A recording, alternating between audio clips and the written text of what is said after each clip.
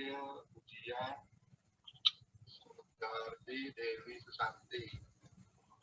Selanjutnya kita mulai ya Pak Yunianto ya. Yang saya hormati Pak Yunianto. Baik, saya buka. Assalamualaikum warahmatullahi wabarakatuh. Pada pertemuan mata kuliah Hukum dan Kebijakan Lingkungan kali ini, kami dari kelompok 4 yang beranggotakan 9 orang akan membahas mengenai Peraturan Pemerintah Nomor 43 Tahun 2021. Peraturan Pemerintah Nomor 43 Tahun 2021 ini merupakan turunan dari UU Cipta Kerja Pasal 17 Angka 2 yang terbit pada tahun 2020.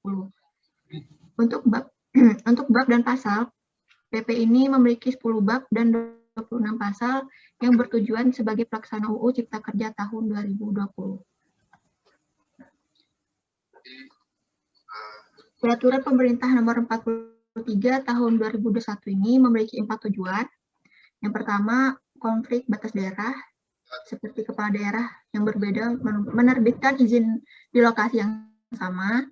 Dan yang kedua, seperti pemanfaatan tidak sesuai tata ruang, seperti lokasi pembangunan tidak sesuai dengan alokasi tata ruang. Yang ketiga, sengketa tanah, seperti sengketa akibat tumpang tindih lebih dari satu perizinan pada lokasi yang sama. Dan yang keempat, terlampaunya daya dukung lingkungan, seperti penerbitan perizinan dalam kawasan hutan yang tidak sesuai DDTLH, dapat memicu alih fungsi lahan dan deforestasi. Peraturan Pemerintah Nomor 43 Tahun 2021 ini pada bab 1 mengenai ketentuan umum. Membahas tentang batas daerah, rencana penataan ruang, perizinan, kawasan hutan, hak atas tanah, dan rencana tata ruang wilayah, dan hal-hal di panel bagus Pak.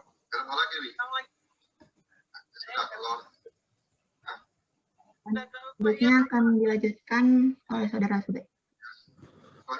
Baik, masuk ke bab 2. Masuk ke pasal 2 di mana dibahas tentang ruang lingkup. PP nomor 43 tahun 2021 ini ruang lingkup. Ulang 2 kali berarti tuh kalau 28. Kawasan hutan, izin, rencana tata ruang wilayah, konsesi atau keputusan, hak asasi tanah dan garis pantai. Di mana PP nomor 43 tahun ini menjelaskan bagaimana cara menyelesaikan dari batas daerah, bagaimana memberikan izin kepada masyarakat untuk membuka badan usaha di kawasan di balik ruang terbuka, kayak ambulan gitu.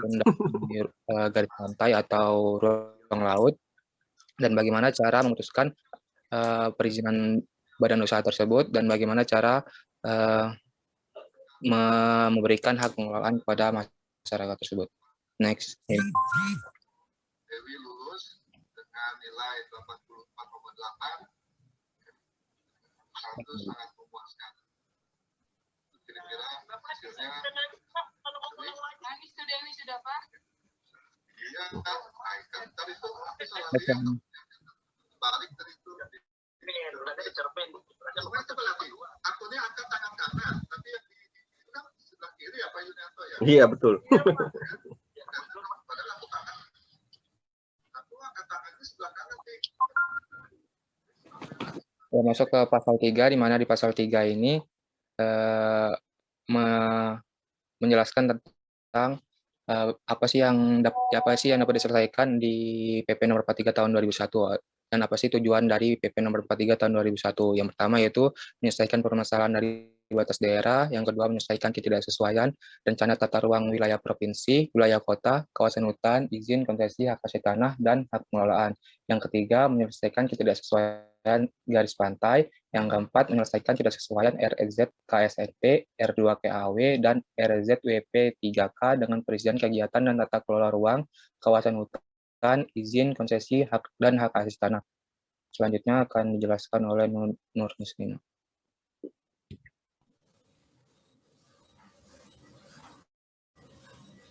Selanjutnya, pada PP nomor 43 tahun 2021 tentang penegasan batas daerah bertujuan untuk menciptakan kepastian hukum wilayah administrasi pemerintahan daerah, perlu dilakukan penentuan batas daerah secara pasti, sistematis, dan terkoordinasi, di mana dalam pasal 4, penyelesaian batas daerah terdiri atas percepatan penyelesaian batas daerah dan penyelesaian ketidaksesuaian antara batas daerah dengan RT-RWP dan atau RT-RWK.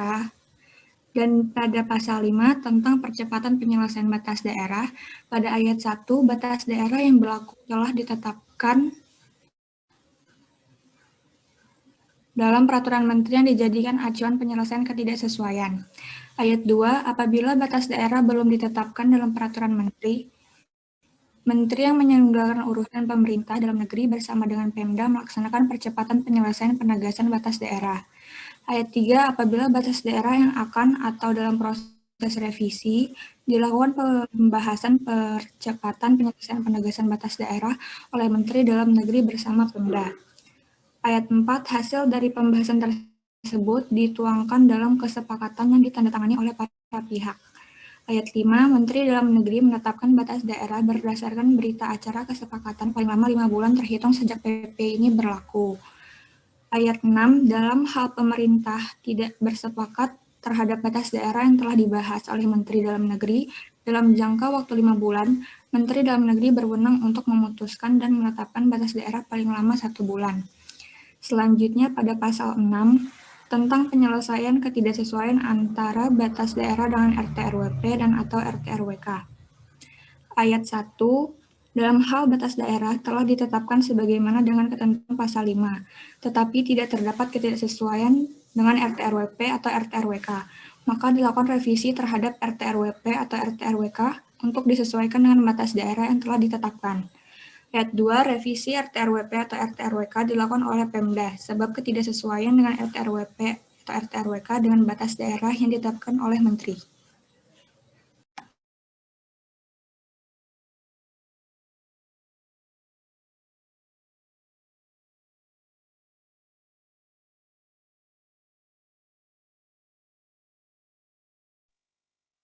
Baik, saya akan menjelaskan penjelasan di bab 4, penyelesaian ketidaksesuaian antara batas daerah dengan RT-RWP dan atau RT-RWK. Pada PP nomor 43 tahun 2021, penyelesaian ketidaksesuaian tata ruang kawasan hutan, izin dan atau hak atas tanah. Next. Pada bab 4 pasal 8 ayat 1 itu menjelaskan tentang penyelesaian ketidaksesuaian RT-RWP dan atau RT-RWK dan kawasan hutan. Dilakukan jika kawasan hutan ditetapkan lebih awal dari RT-RWP atau RT-RWK. Dilakukan revisi RT-RWP atau RT-RWK dan sebaliknya. Jika RT-RWK dan atau RT-RWK ditetapkan lebih awal dari kawasan hutan, maka dilakukan revisi kawasan hutan. Ayat 2 dan 3 penyelesaian ketidaksesuaian antara RT-RWP atau RT-RWK dengan kawasan hutan sebagai dimaksud pada ayat 1 huruf B dilakukan dengan pengukuhan kawasan hutan oleh Menteri yang menyelenggarakan urusan pemerintahan di bidang kehutanan dalam jangka waktu paling lama 18 bulan sejak tidak sesuaian antara RT-RWP atau RT-RWK dengan kawasan hutan ditetapkan oleh Menteri.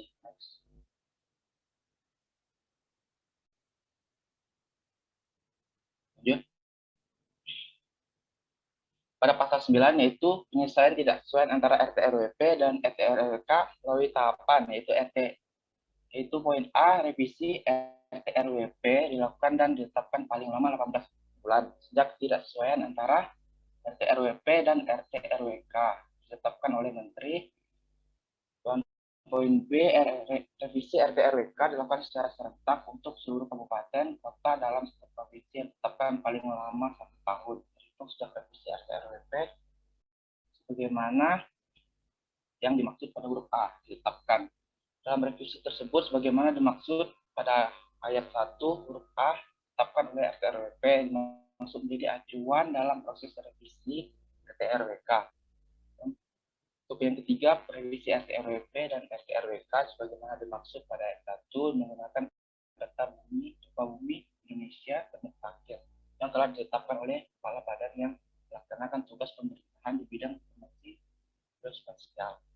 Penjelasannya RT-RWP dan RT-RWK dilakukan melalui tahapan revisi RT-RWP dilakukan dan ditetapkan paling lama 18 bulan. Revisi RT-RWK dilakukan secara serentak untuk seluruh kabupaten kota dalam bentuk provinsi yang ditetapkan paling lama 1 tahun.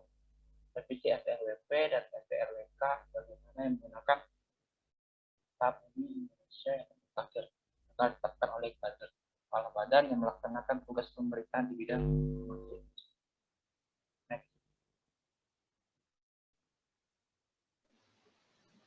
Di sini saya akan memaparkan bab 4 pasal 10 UU nomor 43 tahun 2021, di mana yang pertama, pemerintahan daerah melaksanakan penyelesaian ketidaksesuaian antara RT-RWP dengan RT-RWK sebagaimana yang dimaksud dalam pasal 9.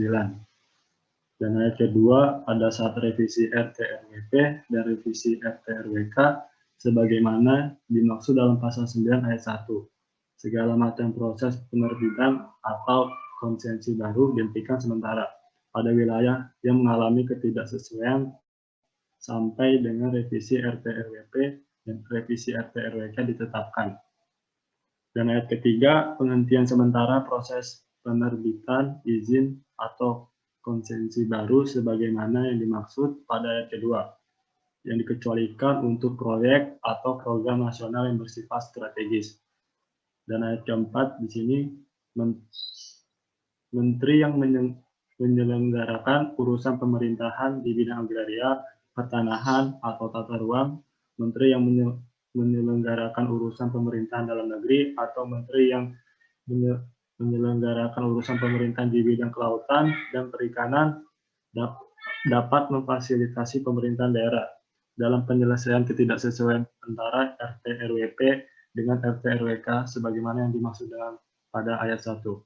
Dan di sini ada penjelasan proses revisi RT-RWP dan RT-RWK mengacu pada pasal 9.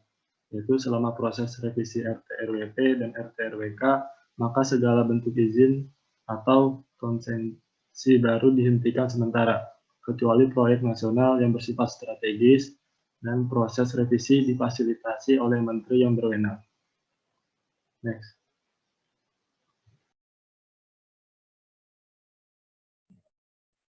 Selanjutnya, saya akan menjelaskan pasal 12 dan pasal 14.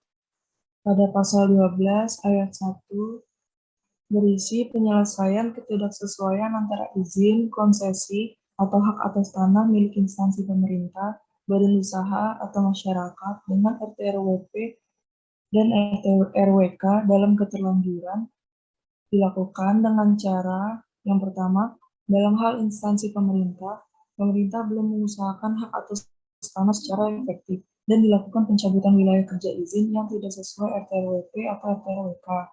Yang kedua, pemerintah sudah mengusahakan hak atas tanah secara efektif dan tidak melampaui daya dukung. Hak atas tanah tetap berlaku hingga jangka waktu berlakunya berakhir dan dapat diperpanjang sesuai dengan ketentuan peraturan perundang-undangan.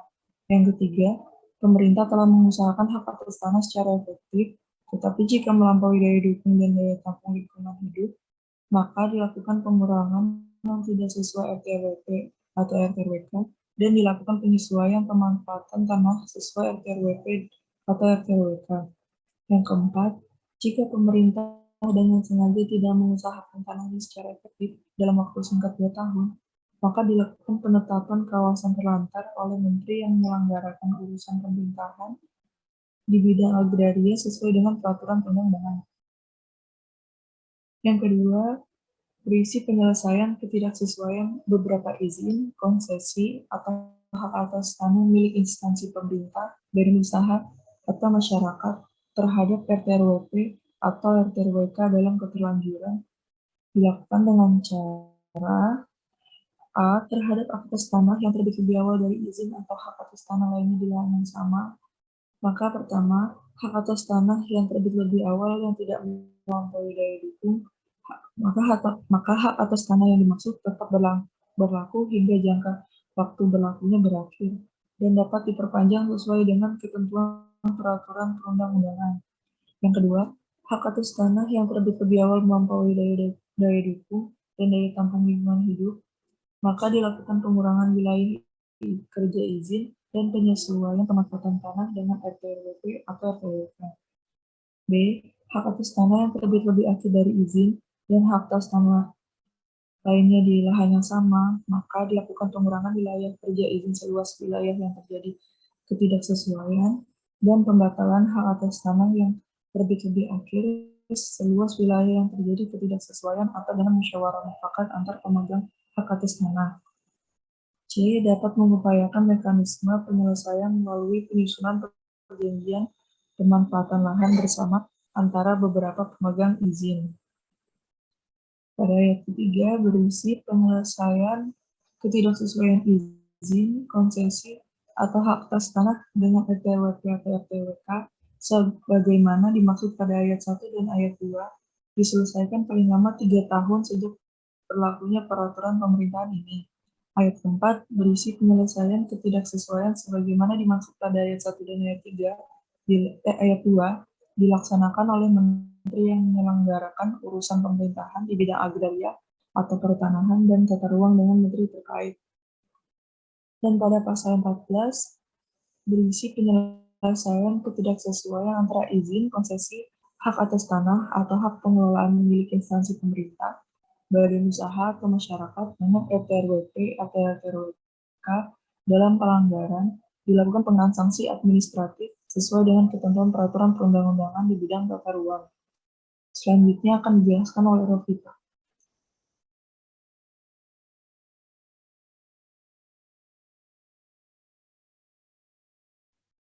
Selanjutnya saya akan menjelaskan bab 5 tentang penyelesaian ketidaksesuaian garis pantai dengan hak atas tanah, hak pengelolaan dan atau perizinan terkait kegiatan yang memanfaatkan ruang laut.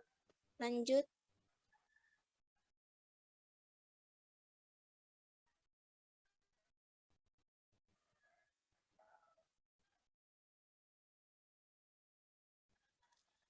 Pada bab 5 pasal 15 penyelesaian ketidaksesuaian garis pantai dengan hak atas tanah, hak pengelolaan dan atau perizinan terkait kegiatan yang memanfaatkan ruang laut yang mengacu pada garis pantai dalam peta rupa bumi Indonesia.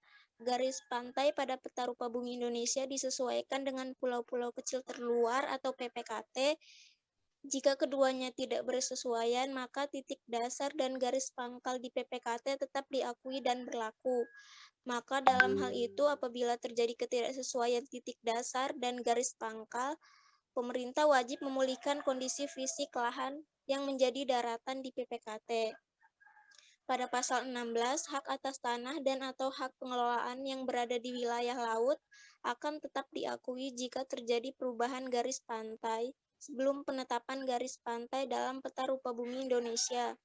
3 tahapan pengakuan hak atas tanah dan atau hak pengelolaan yaitu tahapan identifikasi, inventarisasi, dan pengkajian.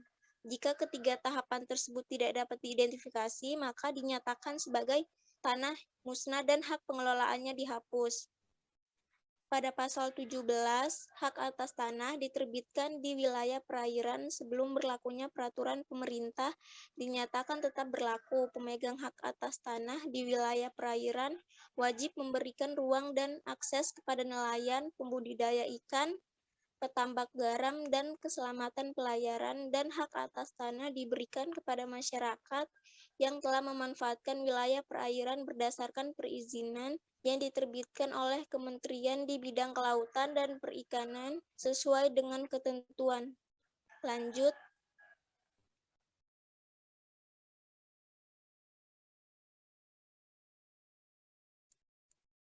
Pada pasal 18, pada ayat 1, instansi pemerintah, badan usaha atau masyarakat yang melaksanakan kegiatan reklamasi, pada poin A, sebelum ditetapkannya RT/RWN, RT/RKSNT, RT/RWP, RT/RWK, RT/RL, RZKSNT, RZKW, RZWP 3K, dan peraturan perundang-undangan di bidang reklamasi, belum memiliki izin reklamasi dan belum memiliki hak atas tanah dan hak pengelolaan. Wajib mengajukan permohonan perizinan reklamasi dalam jangka waktu paling lama 1 tahun, terhitung sejak berlakunya pada peraturan pemerintah ini. Pada ayat 2, perizinan reklamasi yang ditetapkannya diatur sesuai dengan ketentuan peraturan perundang-undangan. Pada ayat 3, apabila instansi pemerintah, badan usaha, atau masyarakat tidak mengajukan permohonan perizinan reklamasi dalam jangka waktu paling lama 1 tahun sejak berlakunya PP, maka tanah hasil reklamasi ditetapkan sebagai tanah yang langsung dikuasai oleh negara. Pada ayat 4, penguasaan, pemilikan, pemanfaatan, dan penggunaan tanah hasil reklamasi diatur oleh Menteri di bidang agraria atau pertanahan dan tata ruang. Pada ayat 5, dalam hal RT-RWN, RT-RKSNT, RT-RWP, RT-RWK, RT-RL, RZKSNT, RZKAW, RZWP3K, dan peraturan perundang-undangan di bidang reklamasi telah ditetapkan, namun pelaksana reklamasi tidak memiliki izin. Pelaksana reklamasi dikenai sanksi sesuai dengan ketentuan peraturan perundang-undangan, dan tanah hasil reklamasi ditetapkan sebagai tanah yang dikuasai langsung oleh negara. Jadi dapat ditarik kesimpulan bahwa RT-RWN, RT-RKSNT, RT-RWP, RT-RWK, RT-RL, RZKSNT, RZKAW, RZWP3K, dan peraturan perundang-undangan di bidang reklamasi telah ditetapkan, namun pelaksana reklamasi tidak memiliki izin, maka pelaksana reklamasi dikenai sesuai dengan ketentuan peraturan perundang-undangan, dan tanah hasil reklamasi ditetapkan sebagai tanah yang dikuasai langsung oleh negara. Selanjutnya akan dijelaskan oleh Saudari Mardian.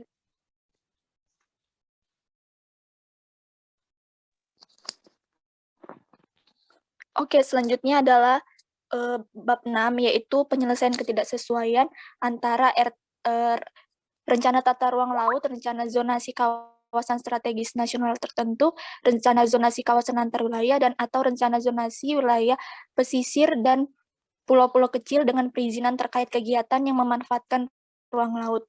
Di sini tuh membahas 2 penyelesaian. Yang pertama yaitu penyelesaian ketidaksesuaian antara RT-RWP dengan RZWP3K. Penyelesaiannya itu ada di pasal 20 dan pasal 21, di mana penyelesaian ketidaksesuaian antara RT-RWP dengan RZWP3K, maka yang direvisinya itu adalah RT-RWP dan diintegrasikan dengan RZWP3K. Nah, revisi ini tuh menggunakan revisi RT-RWP ini menggunakan peta rupa bumi termuktahir dan dilakukan sejak adanya ketidaksesuaian yang sudah ditetapkan oleh Menteri. Kemudian revisi itu paling lama selama 18 bulan yang dilakukan oleh pemerintah daerah dan difasilitasi oleh Menteri Agraria atau Pertanahan dan Tata Ruang dan Menteri Urusan Kelautan. Selanjutnya yaitu pada pasal 22 yaitu penyelesaian ketidaksesuaian antara perizinan terkait kegiatan yang memanfaatkan ruang laut dengan RT-RL, RZKSNT, RZKAW, dan atau RZWP3K. Jadi di sini ada dua pembahasan dalam hal keterlanjuran, yaitu jika dalam hal perizinan terkait kegiatan yang memanfaatkan ruang laut itu sudah diterbitkan, tapi belum ditetapkannya adanya RT-RL, RZKSNT, RZKAW, dan atau RZWP3K, maka terhadap perizinan itu yang sudah sesuai dengan RT-RL, RZKSNT, RZKAW, dan atau RZWP3K itu akan tetap berlaku sampai jangka waktunya berakhir, namun dia dapat diperpanjang sesuai dengan ketentuan perundang-undangan. Kemudian dalam hal perizinan, jika dalam hal perizinan itu tidak sesuai dengan RT-RL, RZKSNT, RZKW, dan atau RZWP3K, maka kegiatan itu, perizinan itu akan tetap berlaku hingga jangka waktunya berakhir, namun dia tidak dapat diperpanjang. Kemudian penyelesaian ketidaksesuaian ini, penyelesaian ketidaksesuaian perizinan ini antara RT-RL, RZKSNT, RZKW, dan atau RZWP3K ini ada pelanggaran, maka dapat dikenakan sanksi administratif, itu seperti denda atau pembekuan izin sesuai dengan peraturan perundang-undangan di bidang kelautan. Selanjutnya akan dijelaskan oleh Bang Purbaya.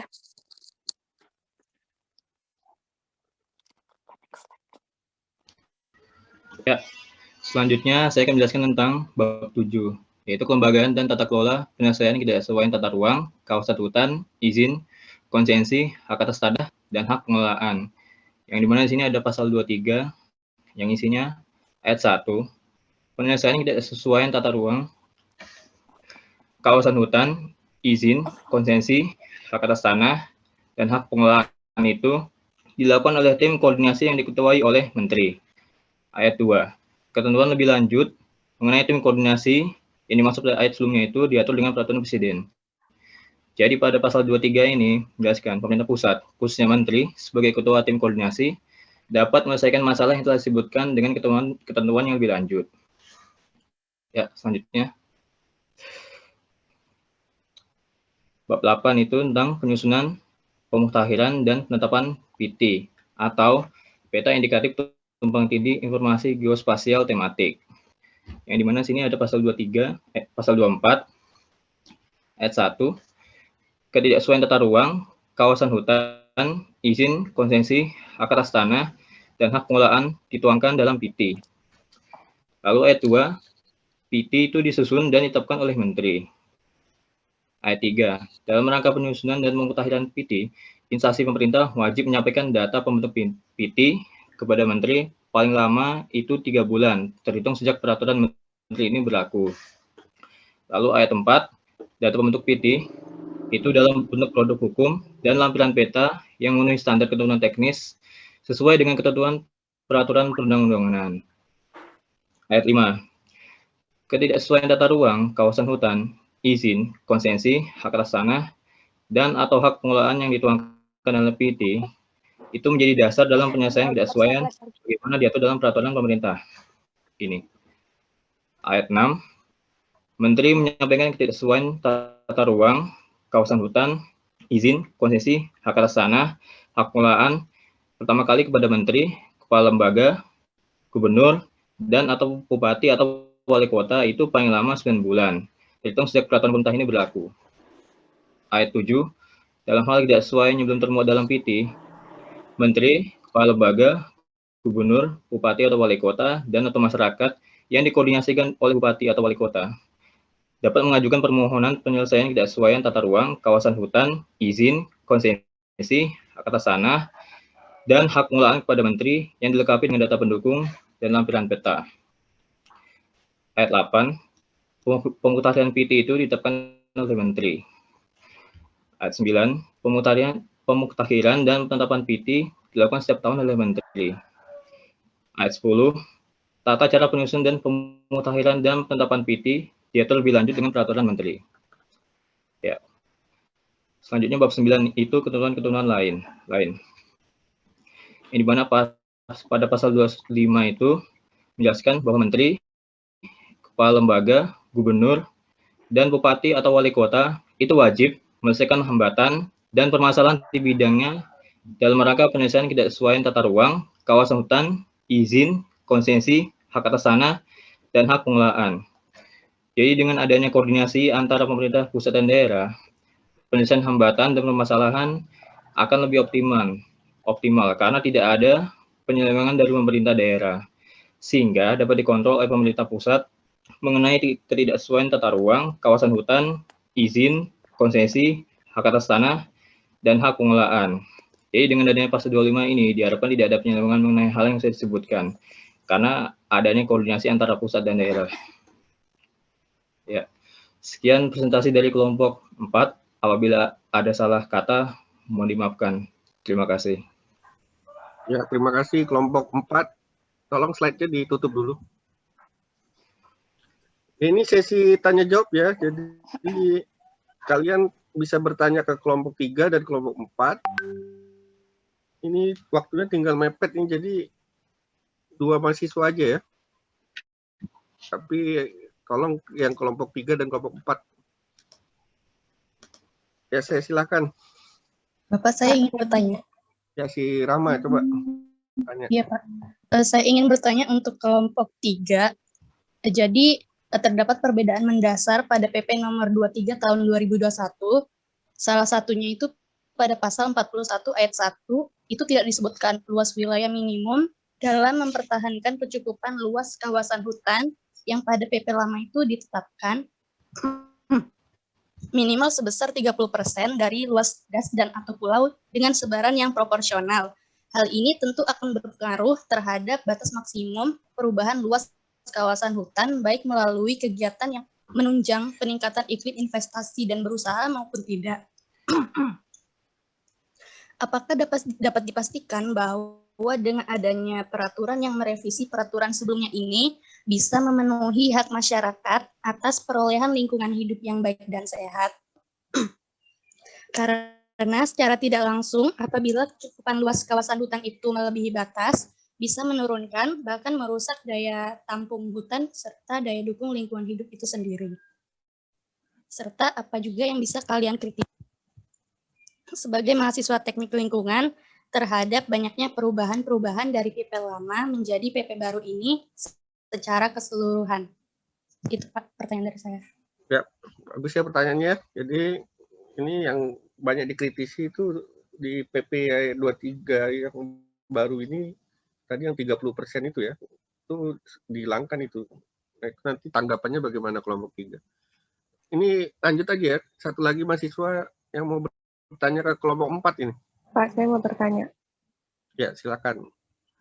Ya, jadi saya mau bertanya ke kelompok 4 mengenai izin dan konsensi itu perbedaannya apa ya? Terima kasih. Ya, izin dan konsensi ya, ini banyak juga permasalahannya ini. Kayak kita di Kaltim ini konsensi tambang ini banyak. Nah, itu apa perbedaan mendasarnya ya, izin dan konsensi? Silakan kelompok 3 dan 4 dijawab atau ditanggapi. Jadi ini tidak menjawab benar atau salahnya. Kamu cuma tanggapan aja karena kamu yang bukan buat undang-undang atau PP. Jadi tanggapan kalian ini sebagai pemerhati lingkungan atau... Pak, izin menjawab pertanyaannya Rahma tadi. Ya. Menurut saya penghilangan 30% itu ada sisi positif sama sisi negatifnya. Kalau sisi positifnya itu, jadi KLHK itu harus menghitung dan menetapkan luas kecukupan kawasan hutan dan penutupan hutan daerah aliran sungai itu secara proporsional dengan pendekatan sesuai kriteria biogeofisik, daya dukung, dan daya tampung lingkungan, karakteristik daerah aliran sungai, dan keanekaragaman flora dan fauna. Sedangkan kalau dampak negatifnya menurut saya, hal itu akan menghilangkan peran DPR dalam memberikan persetujuan untuk perubahan peruntukan dan fungsi kawasan hutan dan penggunaan kawasan hutan untuk pembangunan di luar kegiatan kehutanan seperti infrastruktur jalan raya, waduk atau bendungan, pertambangan dan lain-lain. Mungkin teman saya ada yang ingin menambahkan? Izin menambahkan, Pak. Ya, silakan. Jadi yang bisa saya kritisi mengenai PP yang baru ini mengenai tanggung jawab pemerintah yang dikurangi, di mana pada PP baru ini pemerintah tidak wajib untuk memberikan fasilitas-fasilitas mengenai pengelolaan hutan, di mana pada PP lama pemerintah itu mewajibkan gubernur dan pemerintah daerah setempat untuk memfasilitasi seputar pengelolaan hutan. Seperti itu, Pak. Terima kasih. Oke, bagaimana Rahma? Apakah puas tanggapan kelompok 3? Bapak, boleh saya izin menanggapi sedikit? Ya, silakan. Kan jadi peran dan tanggung jawab pemerintah itu semakin berkurang ya terkait dalam memfasilitasi untuk mengelola hutan di Indonesia itu sendiri. Nah, apakah ini termasuk hal yang baik atau hal yang buruk bagi Indonesia kita? Izin menanggapi, Pak. Ya, silakan. Baik, terima kasih Rahma. Jadi sebenarnya menurut kelompok kami untuk permasalahan pengurangan fasilitas dari pemerintah itu sendiri sebenarnya bukan itu hanya terdapat dalam beberapa poin. Itu juga bukan berarti pemerintah itu lepas tangan terhadap hal-hal yang telah ditetapkan sebelumnya dan yang ada di PP baru itu sendiri. Tetapi peran pemerintah itu justru lebih diperbaiki dalam rangka tata kelola hutan itu sendiri. sendiri. Jadi tidak hanya berfokus pada satu pasal atau beberapa pasal atau poin yang ada di PP baru, tapi kita harus meninjau itu dari keseluruhan PP baru itu sendiri. Jadi sebenarnya peran pemerintah justru di PP baru ini apabila kita tinjau secara keseluruhan itu justru lebih signifikan ada, karena dan juga peran pemerintah itu sendiri dalam melakukan pengawasan terhadap tata hutan dan kelola hutan itu sendiri di PP yang baru ini lebih signifikan kelihatan dan lebih melibatkan peranan masyarakat sekitar seperti itu. Jadi sebenarnya sudah yang seperti dijelaskan sebelumnya, ada sisi negatifnya dan sisi positifnya tentu saja. Nah, dengan adanya pemahaman atau asumsi dari masyarakat seperti pemerintah berarti lepas tangan atau tidak melakukan pemantauan terhadap fasilitas dan tata kelola kehutanan dan sebagainya, sebenarnya itu merupakan hal yang keliru untuk dipahami. Nah, ini justru fungsi dan peranan kita selaku mahasiswa teknik lingkungan di bidang akademisi, maka kita nanti memiliki peranan nih di gimana sih cara kita menyampaikan ke masyarakat bahwa ternyata UU ini atau PP yang telah ditetapkan dari UU Cipta Kerja ini merupakan terobosan yang sangat baik di Indonesia pada masa ini. Jadi itu bukannya pemerintah itu lepas tangan terhadap pemantauan fasilitas dan pengelolaan hasil hutan itu sendiri, seperti itu. Terima kasih. Bapak izin mau menambahkan? Ya, silakan. Jadi adanya pelimpahan urusan pemerintahan bidang kehutanan kepada gubernur itu tuh dikarenakan jumlah urusan pemerintahan di bidang kehutanan yang dilimpahkan kepada gubernur itu banyak dan kompleks, Pak. Nah, hal ini menunjukkan bahwa permasalahan bidang kehutanan di daerah merupakan persoalan yang serius.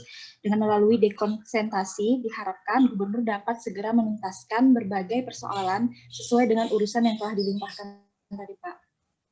Itu. Oke, saya kira ini cukup ya. Ini bagus debatnya, nanti ikut debat lingkungan seperti ini. Jadi kalian punya pemahaman dari PP, kalau dari undang-undang. Jadi tidak asal ngomong ya. Jadi kalian sudah punya dasar, dan itu harus dikritik ya. Jadi PP itu kan buatan manusia dan tidak sempurna ya. Nah tadi sekarang pertanyaan dari kelompok keempat tadi apa itu? Perbedaannya izin dan konsesi tadi.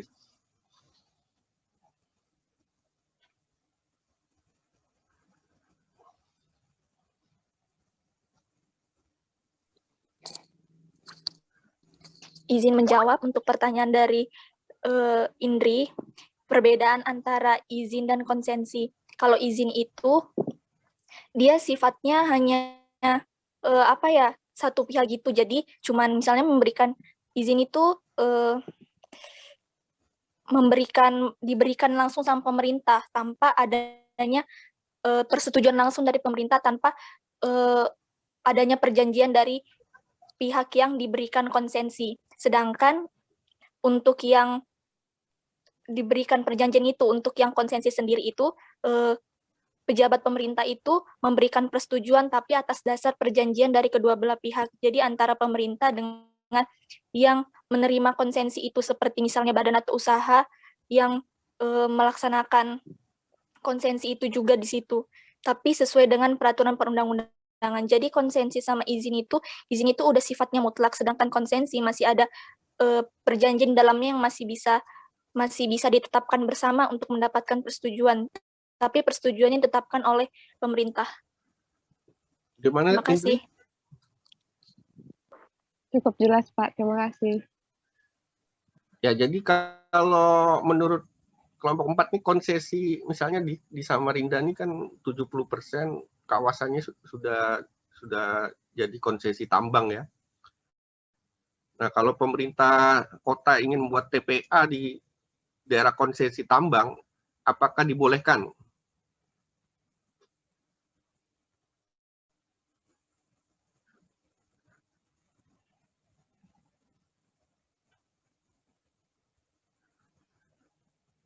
Tadi sudah bagus itu jawaban izin dan konsensi.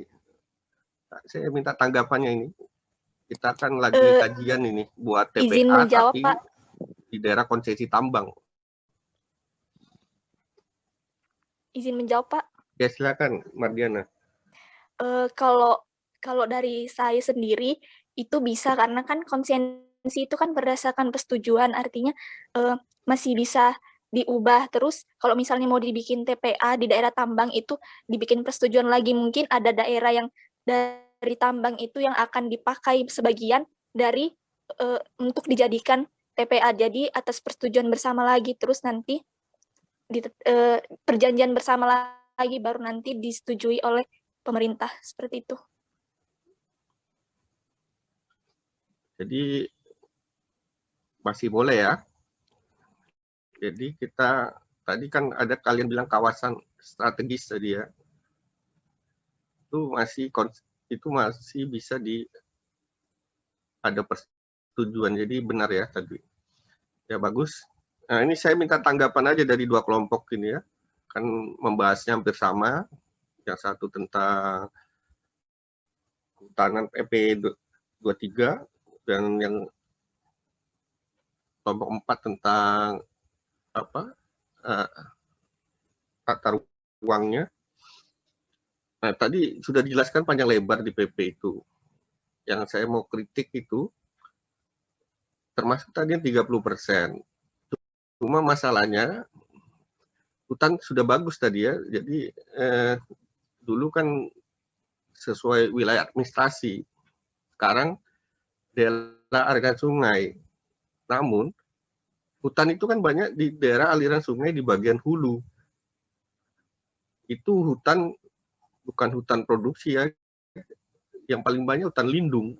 Tadi hutan lindungnya kan banyak sekarang bisa dilepas ya. Bisa jadi pertambangan, bisa jadi macam-macam. Nah, yang bagian hulu nanti kan harusnya menjaga hutan agar komposisinya tadi baik ya. Dulu 30%. Nah, ini kan yang nanti bisa hilang ya. Kawasan hulu mungkin banyak dapat nanti PAD, pendapatan asli daerahnya dari tambang tadi, kayak batu bara. Tapi yang kena bencana alamnya kan nanti bagian hilir, kayak kita di Samarinda kena banjir dari hulu Mahakam. Atau dari hulu Karangmumus yang hutan lindungnya sudah jadi tambang. Nah, menurut kalian dengan adanya PP baru ini, apakah bisa mencegah itu atau malah akan menyebabkan pelepasan kawasan hutan lindung? Kalau hutan konservasi kan tidak boleh ya, hutan lindung boleh. Tanggapan aja ini, kelompok 3 dan 4 ini, karena waktunya udah mepet. Kalau tanggapannya baik ini, berarti kalian benar-benar paham ya PP-nya.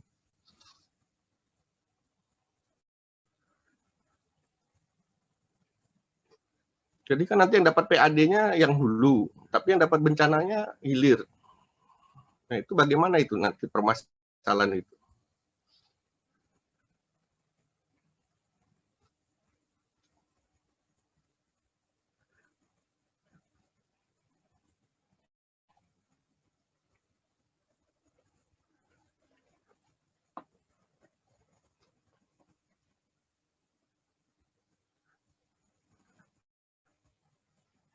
Tanggapan aja ya, nggak usah komentar lah.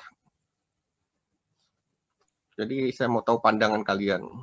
Pak, izin menanggapi, Pak. Ya, silakan.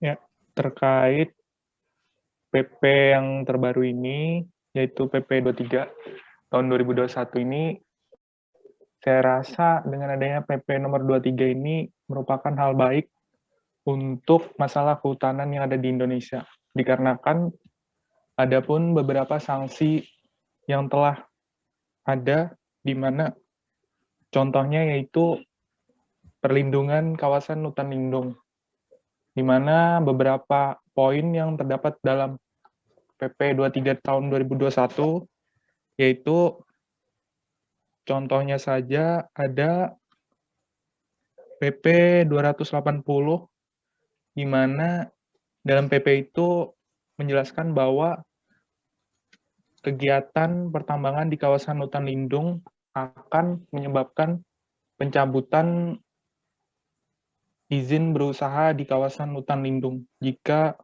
ada perusahaan yang melakukan kegiatan atau aktivitas di sana. Sekian, terima kasih, Pak. Ada yang lain? Izin menambahkan, Pak. Ya, silakan. Jadi selain menurut kelompok kami, jadi selain ditinjau dari segi sanksi administratif yang telah diperkuat di PP baru ini, di PP ini juga dilakukan rekonfigurasi terhadap pengelolaan hutan itu sendiri, di mana yang sebelumnya di PP sebelumnya itu pengelolaan hutan lebih cenderung seperti yang Bapak bilang, apabila hal ini masih menggunakan PP yang lama, yaitu menggunakan timer oriented atau pengelolaan orientasi yang pengelolaan hutan yang berorientasi terhadap hasil kayu saja, ini maka peraturan pemerintah ini akan menjadi masalah. Tetapi karena peraturan pemerintah nomor 23 tahun 2020 ini tidak hanya mengubah sistem dari berdasarkan aliran pengelolaan hutan berdasarkan aliran sungai saja, tetapi juga ini lebih menyeluruh terhadap perubahan orientasi dari pengelolaan hutan itu sendiri, yang tadinya timer oriented menjadi landscape oriented, di mana kita ketahui bahwa kalau misalnya pengelolaan landscape ini berarti pemerintah itu menganggap bahwa hutan itu sebagai satu kesatuan, suatu ekosistem. Jadi pengelolaannya nanti akan dititik beratkan kepada 3 poin utama, yaitu kelola sosial, kemudian kelola lingkungan, dan kelola ekonomi, di mana di PP sebelumnya itu hanya mementingkan kelola ekonomi saja. Jadi sebenarnya dengan adanya PP baru ini, kita tidak perlu khawatir bahwa hal-hal yang seperti kerusakan lingkungan di hulu sungai dan lain sebagainya itu akan terjadi, karena kegiatan di PP yang terbaru ini justru mengedepankan landscape orientation atau manajemen. Jadi itu lebih tertata sih Pak, lebih tertata pengendalian terhadap kerusakan lingkungan justru. Terima kasih. Ya, baik ya, bagus ya. Nanti kalian baca-baca lagi. Ini yang jadi kritik para pemerhati lingkungan ya.